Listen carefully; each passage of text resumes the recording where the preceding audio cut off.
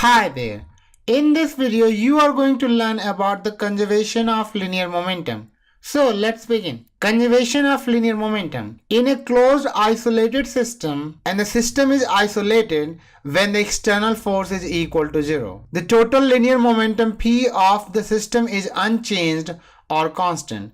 In other words, we can say that if a system is isolated, there will be no external force and the total linear momentum of the system will be constant or it will not change. So we can define as linear momentum P is equal to constant, which simply means that the total linear momentum at initial time is equal to the total linear momentum at final time. So basically we can say that Pi is equal to Pf, where Pi is the linear momentum at any initial time and Pf is the final linear momentum at any final time. Now let's try to understand this by explanation. So the explanation is when F external is equal to 0, which simply means that dP over dt is equal to 0. Because if you remember, the Newton's second law of motion is F external is equal to the change in the linear momentum. So F external is basically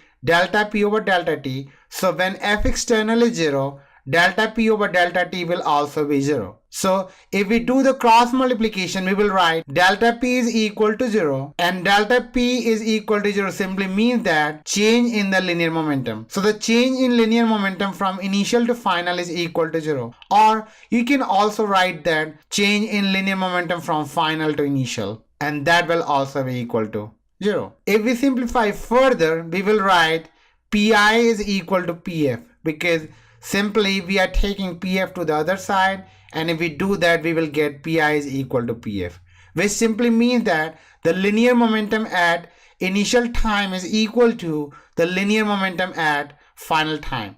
And just remember, we are talking about the total linear momentum of any isolated system. And this is all about the conservation of linear momentum.